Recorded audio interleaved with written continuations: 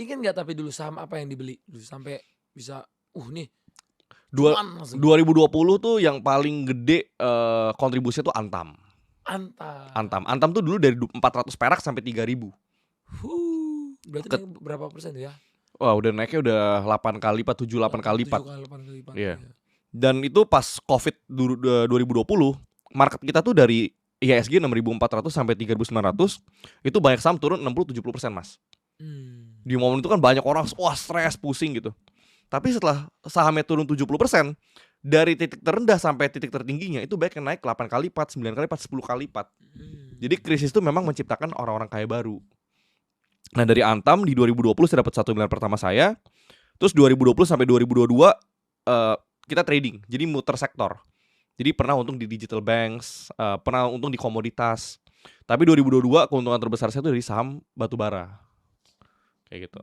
Saya nggak tahu nih boleh sebut di sini atau enggak, tapi saham bumi dulu 2022.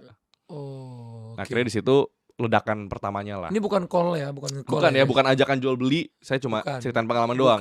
Ini juga bukan saran investasi. Bukan saran investasi juga, benar. Ini cuma menceritakan. Betul. Oke, that's nice. Oke. Nah, kalau Mas lihat sekarang nih kan ada orang investasinya di saham, di emas, di kripto, ya. di bisnis real atau obligasi atau apa. Menurut Mas sekarang di era sekarang paling bagus apa?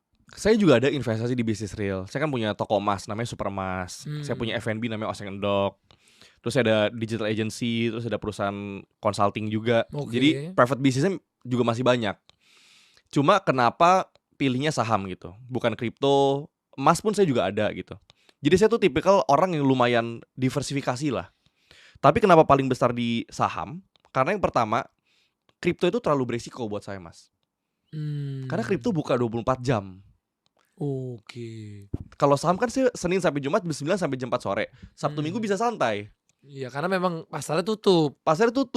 Kalau kripto saya masa Sabtu Minggu saya udah Senin sampai Jumat kerja pusing, Sabtu Minggu pusing lagi mikirin kripto ya kan. Jadi nggak punya waktu buat keluarga.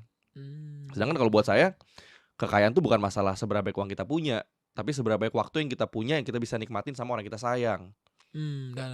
Jadi akhirnya saya memutuskan kayak kripto nggak cocok. Karena saya bisa malam kaya raya, pas pagi subuhnya dibanting 20%, pagi saya bangun jadi miskin kayak gitu.